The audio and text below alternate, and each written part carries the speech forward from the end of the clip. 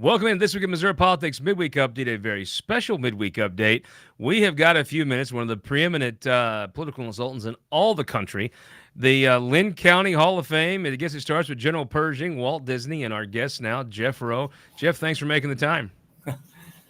Nothing that a hillbilly from southeast Missouri can't handle, right? That's about right. So I don't get You're to looking talk. good, man, by the way. You're looking good. Appreciate it. Appreciate it. We Yeah. have some names on here you'll be familiar with in our backdrop. I Yeah. think you know that Schmidt guy, Heard of maybe him. Callahan, Yeah. a few of those folks. How have you been? I guess that's a better question. I'm doing great. Thanks for asking. We had an election in Arizona on Tuesday, and today, if you can believe it, Tennessee's got Thursday primaries.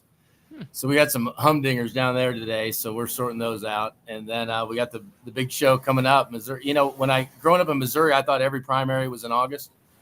Yeah, But there are 4 that night. I'm going to forget one probably, but Missouri, Kansas, Michigan, and Washington. So it's a big day. Next Tuesday's a big day for us. So let me just ask you now. First of all, the axiom. How do you chart how big a political consulting company is? It how many states you're in, how many folks you have, how many races? Is it just how much you bill? How do you when you get with other consultants? How do you chart who has the biggest firm? Yeah, so I mean, interesting. We've done a lot of research on this. Some of which was the Washington Post pointed out for people, I guess. But there's 5,932 political consulting companies. Wow. In America, both parties. And so they have about 7,000 total employees in what is roughly a $17 billion industry, which 17 billion sounds like a lot. I mean, it is a lot. It is a lot. But as far as industries go, I mean, that's about how much tinfoil is bought between Thanksgiving and New Year's. You know, it's pretty small, actually. But there's that many firms. There's about 7,000 people that work fully in those 5,900 companies. And so probably by revenue, but you can't tell how good a company is by the revenue. You can't tell, how well they run their business. But we chart ours based on billings, essentially. What's the revenue like? And there's 29 companies that are over 25 million per cycle. There's 5 companies that are over 100 million per cycle. And then this year, depending on how primaries go and whatnot, I think we'll be knocking on the door of probably, 550 to 600 million. Wow. Congratulations, man. That's awesome. Yeah, and Democrats are different than Republicans. Democrats, all their money comes from like 5 sources. Yeah. Republicans, it comes from, just a lot of people. So it's, but we've got our hands in a lot of pies, I guess. Let me just ask you a national question. Most folks we have on do not have the national breadth in their day-to-day job. Handicap the presidential race for me right now. How's Trump doing? Well, there's 4 things that's required to win a presidential race, which, by the way, I haven't done, but I'm working every day to try and get it done. You have to have a theory of the case. And the theory of the case, for Biden was normalcy, for Trump was strength. And boy, if he didn't show it to us in Butler, Pennsylvania. But that was his theory of the case. And then you have to build a winning coalition underneath that theory of the case. And the winning coalition for Trump is white working class voters that care about immigration and inflation. And that really changed when Kamala changed. I know that what the campaign says, which I think I'd probably say too, which is no different, same record, same song, second verse type of thing. But the coalition changed. I mean, she's going to put the Biden coalition was, try and keep Trump from making too many inroads in non-white voters. And I think if Biden as the nominee, he probably would have got 25% of black voters. I think he probably could have either won or narrowly lost banning voters, which would be obviously sea change type of stuff. Her candidacy changes that. It just flat out changes. He'll still do better than any Republican's ever done with non-whites, more than likely because of issue sets and his personality. But her theory of the case is to put together the old Obama coalition. Mm-hmm. She can't do that. She's not going to get, be competitive in Indiana and things like that. So she doesn't have the personality for that. She doesn't have what Obama had because he hadn't served in elected office that much. So he really didn't have a lot of partisanship dripping off of him. Now, he did once he got in and once he started doing things, but as a candidate, he didn't have that. So she kind of restores a bit of the non-white coalition, and she'll make, a lot of inroads in places that Biden just simply couldn't do it because he couldn't carry the message himself. And then the third thing you really need is every president in the modern history, or for sure in the 21st century, has taken on their own party. And Trump took on his own party and then redefined it. But Clinton did it with Sister Souljah, and Bush took him on, and Trump changed our Republican way of thinking on trade and foreign interventions, and really took on big powerhouse.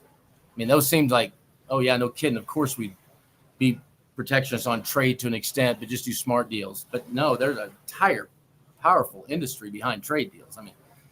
Big commerce. And he accomplished what Dick Gephardt worked his whole life to accomplish. Never got it done. That's exactly right. He was much more favorable to unions and whatnot. And so he did that, but she's got to pick a couple. She has a couple choices. She's got to pick one.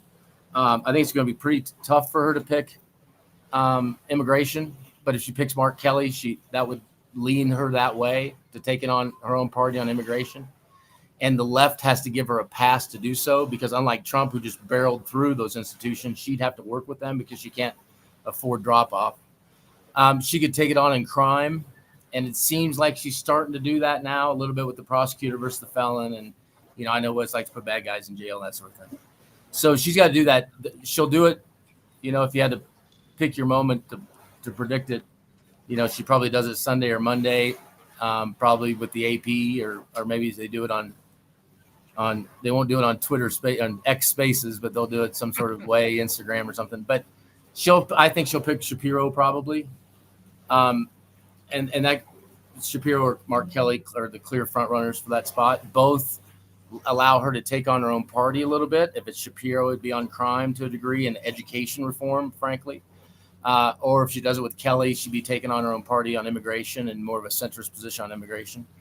But then the last thing is, which this pick will reveal as well, is as your allocation of resources. Are you really going to play in 6 states? Or are you going to play in 3 states and Omaha? And that's a big decision, because they'll have $1 billion, which that's a hell of a lot of money for, hog farmer like me, right? Hog farm kid like me. But if you got $1 billion, it costs you $350 million to raise it. It costs you $150 million for infrastructure. So you're talking about 600, 500 to 600 left over. $100 million is a ton of money in a state, but that's one side of a Senate race now. Mm-hmm. And so you're trying to play in 6 states. If she picks Mark Kelly, she believes she can put the Sun Belt back together. She believes that she'll be competitive in Arizona. She believes she'll put Nevada on the map and keep that in the blue corner. If she picks Shapiro, it's a sellout for the blue wall of Michigan, mm-hmm. Wisconsin, and Pennsylvania, and then Omaha. And I say Omaha because you got to win that one CD there that Trump lost by 22,000 votes. So it just changed. The fundamentals of the race changed. The narrative of the race changed. The theory of the case changed. And a lot of people are saying it's a rush to define. Kamala's got to define herself. Trump's got to define her. Kind of. Of course you want to do that. But she's going to be able to stake out positions that Biden couldn't do. She's going to be able to run away from the record. And so it's a different race and a different campaign. And who she picks as VP, which typically would not matter, today it matters, because it's their first decision as the leader of her party. And it's going to tell us a lot. It's going to tell us what issues she might take on her own party in, so she can get those centrist votes, maybe pick up some of those never Trump Republicans that just couldn't go with Biden after the debate. And to give them a fig leaf to say, well, she's not great, but Mark Kelly's not bad, or Josh Shapiro's not bad. And so it's a meaningful choice. And it also gives us an indication of what the electoral map will look like and where is she really going to play versus where is she going to see ground. Well, while we're talking about national stuff, I have to ask you, everybody in Missouri, every one of your competitors in Missouri, or everyone that you've ran a race on the other side of, they seem to be experts on your relationship with Donald Trump. What's it like for the two of you when it's just the two of you around? Oh, he's I mean, I don't know if you've met him or not, but I mean, he is a force of nature, a character. It's real easy to fix relationships. Obviously, we got pretty feisty with each other in the presidential race when I was with DeSantis. But the math is, I think he's endorsed. I don't know what the number is now because he endorsed some people yesterday, but I think he's endorsing 289 races. Going into Missouri at least, and going into these next 4 states at least. Well, in Missouri, he's endorsed 289 Missourians for about 4 offices. There you go. There you go. But of those races, Axiom was in 40, endorsed into Axiom campaigns, 45 races that were in, he had made an endorsement. And of those 45 campaigns that he endorsed, 36 of those he endorsed our candidate. Do you count something like this governor's race where he just endorses everyone? I always thought that was the weakest thing. I mean, do you even count that? No. Yeah. But I will say that, there's influences in every presidential kind of pocket, if you will. And that was a great testament of the influences in Trump world. And, we had Billy Long and a bunch of people, that were hustling.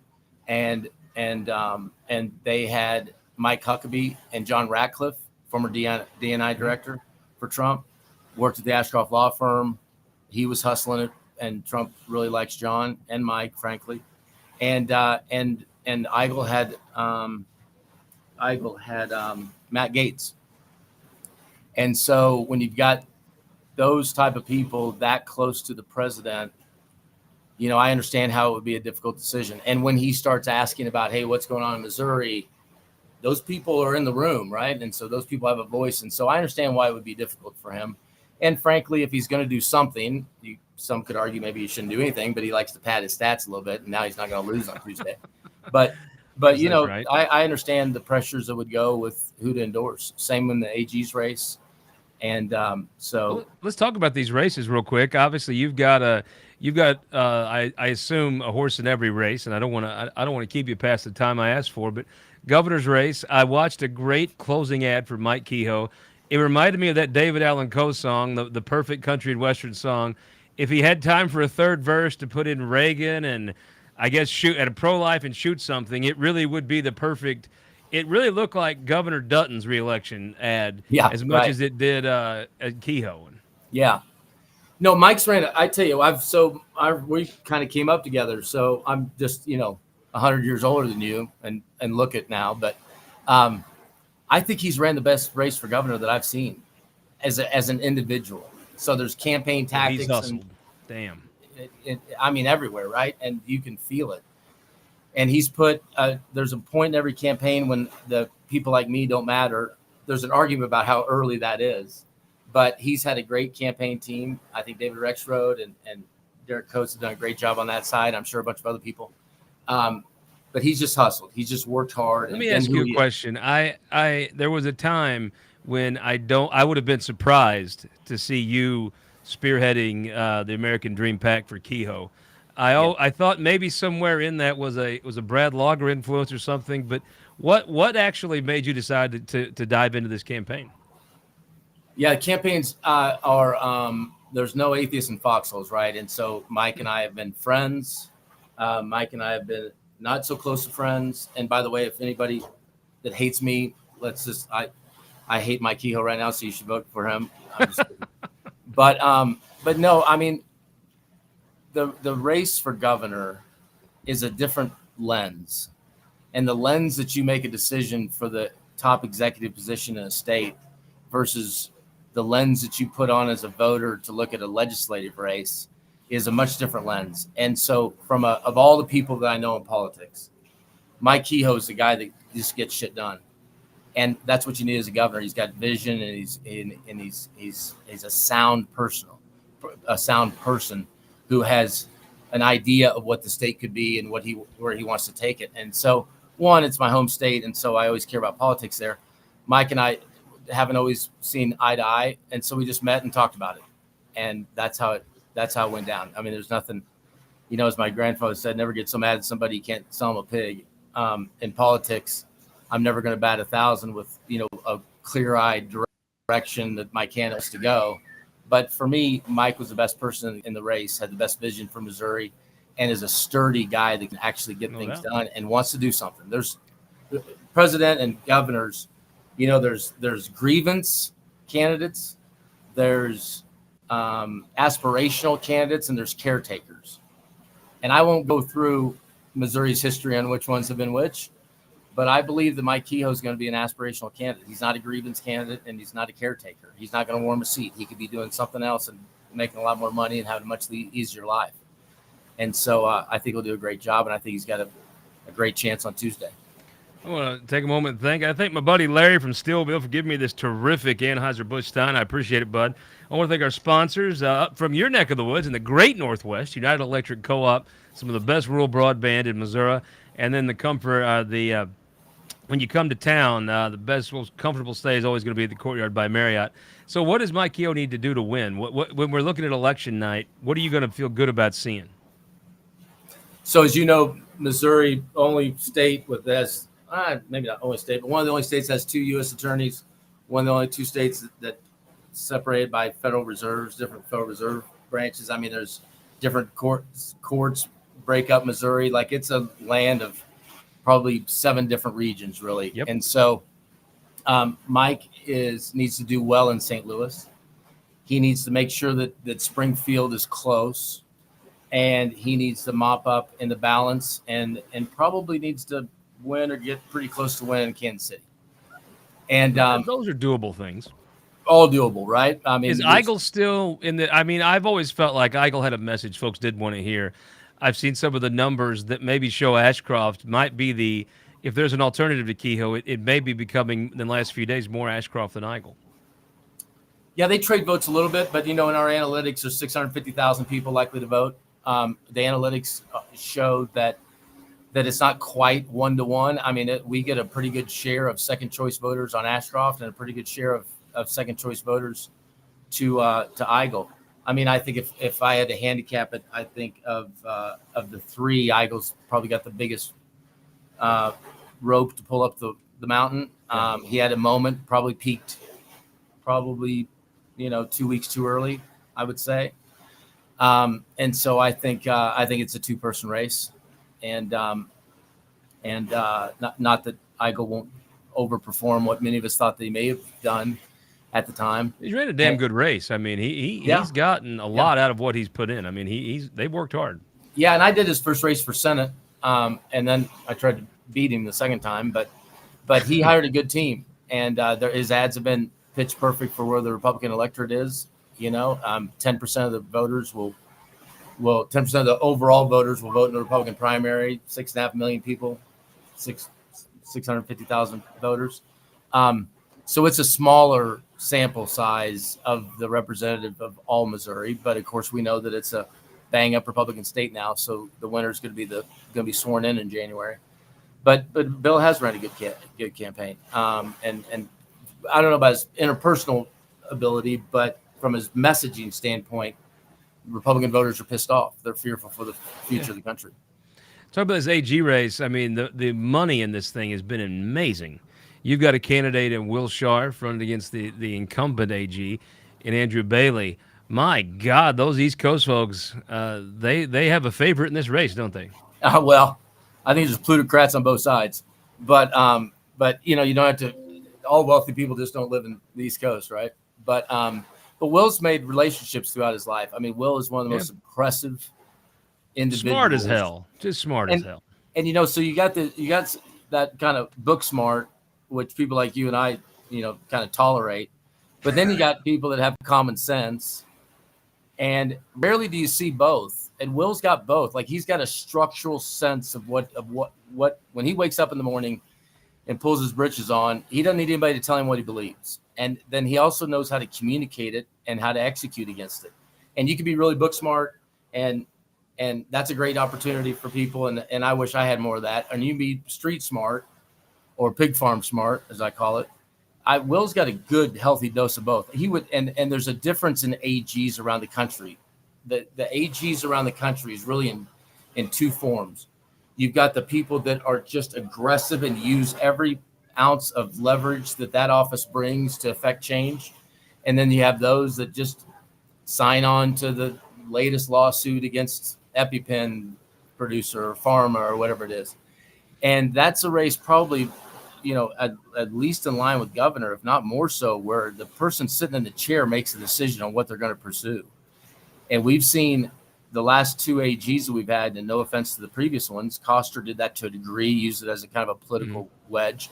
But we've seen Josh Hawley and Eric Schmidt really put that, raise the ranking of Missouri AGs to a national profile. Texas is always going to be the biggest because they literally the biggest law firm, one of the biggest law firms in the country. So they have more resources, bring big cases. General Paxson just won a $1.4 billion lawsuit against Facebook. So you can do a lot of things with those offices. And Will Sharp would be he would be the top of the class of using that office in a way to affect conservative change. It feels like there's been, God, how many millions of dollars has those Federalist weirdos sent here from at some point, though, the race does feel like Bailey's got a little bit of a lead. From a political standpoint, I mean, I don't think you have to sell anybody that Will Sharp's smart and could do the job. I don't think anybody could honestly say that he couldn't. But it does feel like there's been millions and millions and millions of dollars spent, and there's still a gap there. It feels like to me maybe nobody's made a good case to fire the war hero. Yeah, if they know that that's what he is. But I mean, for $15 million being spent, and it to be 33% undecided. If I was an incumbent, I wouldn't like that number. Yeah. And so I would also make the case with the founder of the Federalist Society. There has been no individual group that's made more conservative change in America than the Federalist Society. And that's, I mean, if you're a lawyer in Missouri and you had it shoved down your throat, I mean, in Missouri, it's the Cuck Society. I mean, those guys just take it, those Washington folks, and they don't stick up for Missouri at all. Oh, come on. Well, we can spend the whole show on this. I mean, do you have the I think we should build a wall here. Either the trial on the Mississippi River. Either the trial bar, either the trial bar runs the show, which they have in Missouri since we've been alive. There's no hedge against the trial bar, and there's a reason why. Not that long ago, Missouri was a hellhole for plaintiff bar, and that's changed, and that's only changed because if you're a politician. And you have to, and you remember these days, there are some of our friends, by the way, and I'm friends with trial lawyers. But you have a choice to make as a politician. The Federalist Society has evened the field because to go against the trial bar, the Chamber of Commerce, I mean, while they did a great job, and Dan's done a good job there, and Joe however he says his name, Frappier or whatever, before him, they do a good job, but they just don't have the money. Trial lawyers tithe to the bar to impact politicians because I have not seen the Federalist Society come here and take on liberals. I've seen them come in here and take on conservatives. Yeah. Will they be back to help? Win? If they were out here winning general elections, I'd almost see your case. I don't want to keep you longer than I asked for. The Secretary of State's race is amazing. I've honestly, there's a comp to this governor's race. There's a comp. I mean, there's a lot of similarities in this governor's race than the Senate race you won 2 years ago with Eric Schmidt. I don't know what a comp to the Secretary of State's race would even be. Break that down for me, because it's just such an interesting thing. 8 candidates, you could probably make some kind of argument all 8 could win. I believe you're working with Senator Coleman, who I think is the most talented politician of the crew. But my God, an 8-way race where nobody has that much money, no one's broke through. On election night, what are you going to look for to tell who wins that race?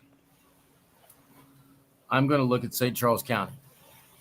And I'm going to look at Greene County. And I think that will tell us. I think we'll have 112 other counties and 2 cities to measure, but I think those 2 will probably tell us. MEC has been a champion for conservatives in the legislature. The money is tough to come by in Missouri. And by the way we fund campaigns makes it where people rely on large dollars to a large degree. And so I don't know how many candidates. I know Mike Kehoe has, and I know MEC has, and I know many have. But it's been a long time since somebody sat in a banker or a implement dealer in Brookfield, Missouri, and asked them for $1,000. I mean, it just doesn't happen anymore. Not when you can go down the road and ask somebody for 25. And so that's made it where in an elected office that are impacted by the decisions governments make, that you need to participate or you don't have a voice. But as Secretary of State, you're just, they feel like you're kind of warming the bench for the next round of leaders, and it's just a harder check to write and a harder check to raise. And so then you have so many candidates, all that can make some sort of claim about their skill set and ability to do the job, and it becomes a jump ball, no doubt. But MEC's, nobody ever outworked Sharr. We did her Senate race. I mean, I bet she knows how many doors she knocked on, but it was a hell of a lot, and that's why she won. And so, but it is a margin of error race with 40% undecided, and I think we'll learn a lot on Tuesday when those St. Charles votes come in. Last question is the congressional race here in Missouri, Schaefer and Onder. Well, I felt like Kurt was really hanging in there in that race. It was more competitive than I might have thought it was. What the Trump endorsements seemed to really shake that race up. Yeah, so Kurt's been a client and a friend for a long time and a good guy. This will be the third most expensive primary in the country for Republicans. Wow. And all that being done without Kurt Schaefer running a single ad on behalf of his own campaign. So you want to talk about East Coast money? This became a proxy war between, New York and Virginia, and that's who's who in that one? What's that? Who's New York? Who's Virginia? Yeah, we're Virginia in that one. But Gotcha. So there's a big fight in Washington, D.C. between, essentially the Freedom Caucus or conservatives and more mainline Republicans. And that became that was shadow boxing and a proxy battle. There was no reason that race ever got there. I mean, I think Kurt in the last report total raised $250,000. I mean, $250,000 in a congressional race is a pittance of what they typically cost. And he's not ran a single ad on behalf of his own candidacy. I've literally never seen that and be any sort of competitive. And you talk about the money that's being spent. I mean, again, we were involved in the Bob Good, John McGuire race in Virginia, 8 or 5, I can't remember. And that race was a $20 million race. And we won. The recount's going to come out today. I think we actually increased by 9 votes over election night. We won election night by 247 votes. So I think it'll be 255 or so. But that race was a war zone. And $20 million, I mean, that's a showdown. And you like to see it. I mean, 2 guys, Bob Good, been a client of mine in the past. John McGuire, client of mine, ran against each other, had to make a tough decision. But Trump endorsed McGuire because Bob Good was with DeSantis. You want to talk about a mess for me all over the place.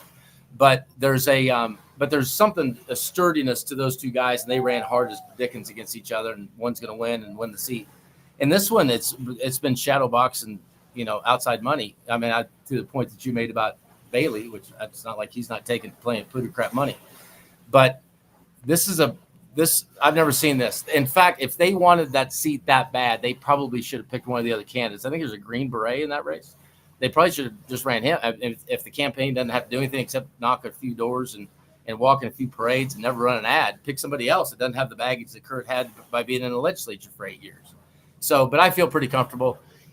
They've spent a ton, and there's not a single positive Kurt Schaefer ad being ran today in either media market. But this media market's 58%, St. Louis. Oh, they drew that map awful. It was ridiculous. And Bob voted against it, right? I agree with him. It was Bob Onder's seat. But yeah, Bob wins. How comfortable it is. A slam dunk in a congressional race these days, in a race with that much money spent, a blowout would be 10 points. I think it's there or north of there. And so I feel pretty good about Bob. And they're trying to position him as some crazy guy. We know Bob. I mean, he's conservative, but he ain't crazy. Most days he's not. That's true. Bob always knows why he's doing what he's doing. There is no uncalculated, half-cocked thing with Bob. Bob always has a reason he's doing what he's doing. We may not like it, but there's a reason. And I was against Blaine, or with Blaine against Bob on election night. But I called Bob during the redistricting this year to have him sit down because he was part of the filibuster and all that. And I'm like, man, you got to do it. He said, Jeff, I respect you, but I ain't sitting down. I mean, you always know where you stand. And Bob is a good man doing this for the right reasons. We know he's had a successful career and continue to have one. But to have the sacrifice to put his life on hold for public service and make 180 grand or whatever they get paid, man, those are the type of people we need in Washington. No, there's only one Sam Graves. Maybe There he'll is be a only Sam one Sam Graves type. Maybe Sam can take Bob under his wing and teach him how to deliver from Missouri. My last question I have is on election night. Folks are going to be obviously refreshing that Secretary of State's page, watching the governor's race. I assume you'll be along with everybody refreshing. If you're not watching election night in Missouri, we're going to live stream our first live stream ever on election night. We're going to bring Combest in. We're going to go to some of these campaigns live, but we'll be bringing all the results in real time. What are you going to be looking at in that governor's race, the early returns? Where are you going to be looking to say, okay, we're doing good, we're not doing good? What are the factors you're going to be analyzing early on in the evening? Yeah, Greene County for Ashcraft that's got to be a margin area for him, and a margin. By margin, how big? Yeah, north of 15. I mean, the Ashcraft family has been. Doesn't feel like it's there at 15 in Greene. I've been in Greene County several times. I don't feel like he's at 15 over either one of his opponents. No, I think Mike's done a great job. Igel's eaten into the Ashcraft base there. We've been advertising. Yeah, I think they've tag teamed that.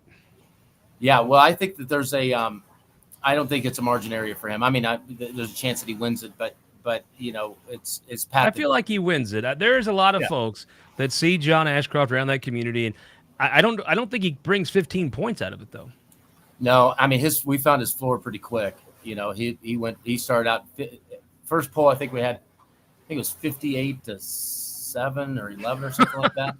So a lot of road to hoe. But I think that a good barometer is going to be both of Kehoe's strength and of Ashcraft's strength is how is he performing, and then also mid-mo. And you talked a little bit about it. We've actually never seen this. There's no use case for this in the history of Missouri. We've had plenty of expensive races. We've had plenty of millions of dollars spent. We've had plenty of points of TV. But we've never had in the St. Louis media market right now, this last week will be 34,000 points of television by 38 candidates. So it's not like, and that's plenty, when it was, Roy Blunt versus Jason Kander. I mean, there was probably 34,000 points in that race, but it was a 2-person race, and you could figure out who's running against who. 38 people, these voters, I mean, they're paying attention, but good Lord, you can't really figure out who's running against each other.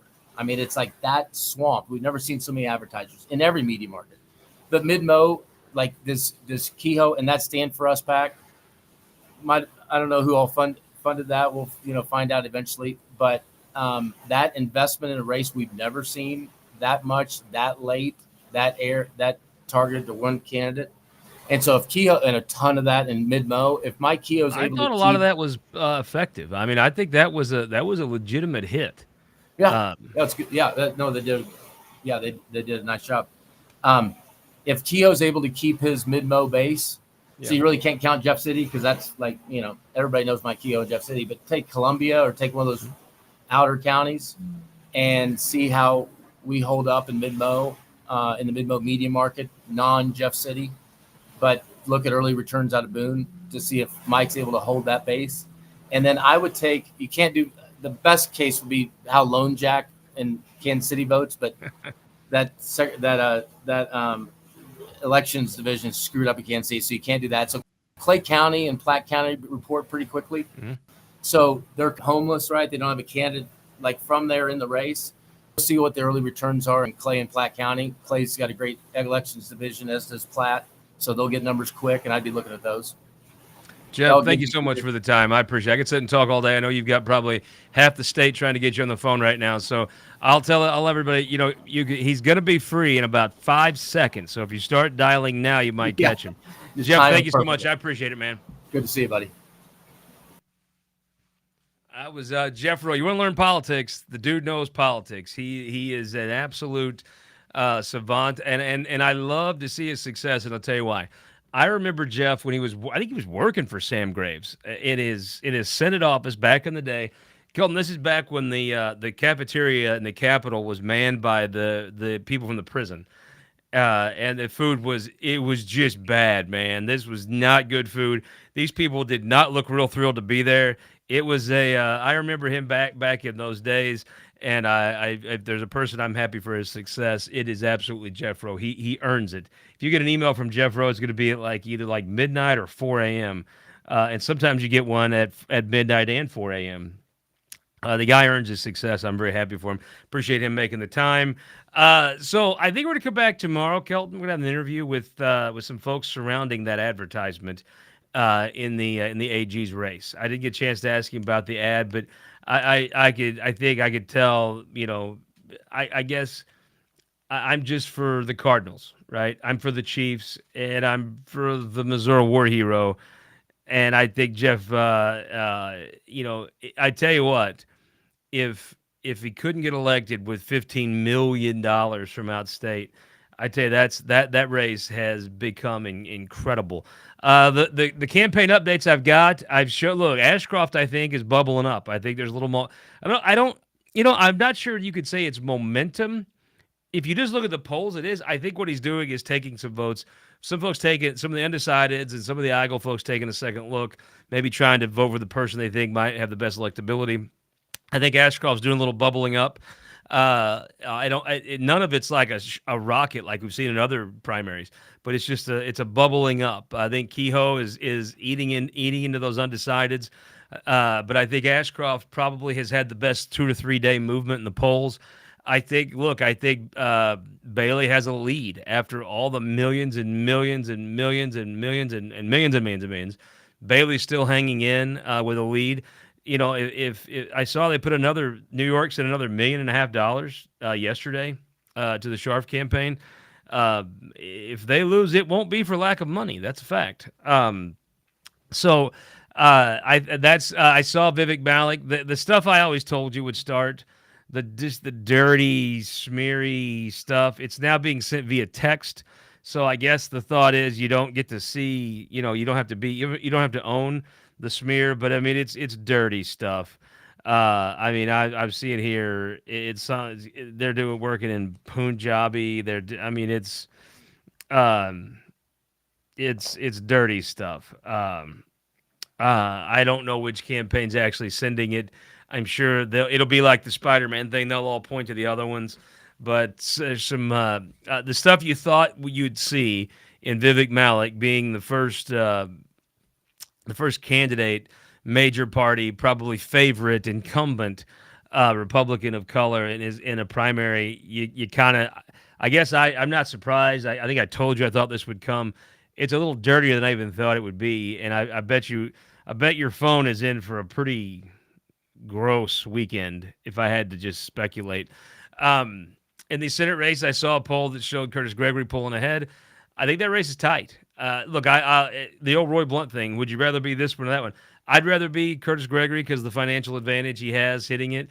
I saw some mail that got sent around. I'm not sure how much of that's accurate, but I mean, clearly there were a few pieces that ended up in St. Charles. The campaign said they got it handled. Look, if this race will not turn on the mail piece, but if I'm Doug Ritchie, I want my mail out in my district. Anyhow, I think that's a tight. I think the Southern Missouri race has tightened. I think I'd still rather be Travis Smith than Brad Hudson, but I think Brad Hudson has tightened that race up. Mike Moon's going to win. If you read the tip sheet, I've been candid about that. Thinking around the state, I think I'd rather be Jamie Berger than Chris Dinkins at this point, although Chris Dinkins has an absolute path to win. I think I'd rather be Mike Henderson. I'd rather be Mike Henderson than Cindy Courtway. Buckeye Courtway, I do believe Mike Henderson is the favorite in that race at this point. I think David Gregory is the favorite, but it's St. Louis is a very hard place to gauge. It was the greatest sign I've seen when it said "Harder Daddy," right? The sign they put up beside Mark Cards was funny. And then in speaking of dirty races, oh my God, I have never seen a race. I'm not a shrinking violator. I've never seen a race as filthy as the 23rd. The folks in the Sheldon campaign are going to take a shower after that one, a long one. And it's going to be interesting. I am going to actually write a piece about who donated to that and when the pieces fell. And did they continue to donate after the real homophobic stuff started landing?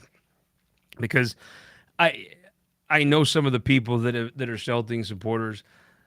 That's not who they are. That's not who I've known them to be at all. I've actually known them on the other side of that being like, oh, no way. So it's going to be interesting to see if they are I tell you, as I told Mike Elam, it's like a front neck orgy. I'm sure they were in it at the time, but nobody's real proud of it the next morning. I'm not sure on August 7th anybody's going to be real proud to be affiliated with that. And if he wins, normally winning, oh, it's great, no problem. I don't know if that's going to actually be the case here. I think I think there's going to be some folks that aren't real proud to be affiliated with some of that stuff. We'll see. United. I liked having a Northwest guy in row on with a United co-op. Thank you so much. I was actually mailed a Logan Roy. What do you call these things, Kelton? Those are called Funko Pops. Funko Pop. It's like a little doll of Logan Roy, one of my favorite TV shows. How about that? I'm going to put it in front of Cornman because screw you, Cornman. Logan Roy Funko Pop. What an outstanding gift. Thank you so much. The very nice note, did not want to be called out, but you are from the St. Louis area, and I should say, while everybody loves to make fun of St. Louis because you all are weird, as you know, you do make great beer and you do win baseball games. That's a fact. And thank you for this election night. I am so excited. I'm going to close with this. Thank you for listening to Jeff. What a terrific guy. Trust me, he doesn't have just a ton of time to be doing that. So I'm very grateful. It's like catching these guys in these campaigns. I mean, they're taking hours while people that are paying them are calling them and trying to get them to be with us. And I'm always very grateful for that. Election night in Missouri, it's going to be outstanding. I can't wait. 8 o'clock, live stream. Go to MissouriTimes.com, any social media place. The best place might be Missouri. Go to YouTube, search This Week in Missouri Politics. I think you'll find it best there. It's going to be outstanding. I cannot tell you how excited I am about election night in Missouri. John Combest is going to be in studio with me. We're going to go to Garrett Hawkins. We're going to try to go to the winners and get them. I am absolutely stoked about election night in Missouri. It's going to be outstanding. Thank you so much for the time. Thank you for joining us. We'll see you, I believe, tomorrow morning. Keep an eye on our Twitter and Facebook feeds. I think we're going to have an interesting interview about the family. I think they have some things they want to say. So we're going to work on that interview, and you'll get to see it tomorrow morning. It'll be interesting. Thank you again. I appreciate you. As we come into these cycles, if you've clicked on a link of ours, if you've watched a show, if you've made a comment, if you've retweeted us, if you've listened to one of my radio hits, by the way, I'll be on the radio tomorrow morning, KWTO, right about 8 o'clock, or maybe 7:50. Thank you so much, everyone. We're very grateful for you. It is humbling, and it means so much to me that you spend some of your election night with us. See you tomorrow, KWTO. Sunday on This Week in Missouri Politics. Tonight, KMOS election special, and Tuesday night, election night.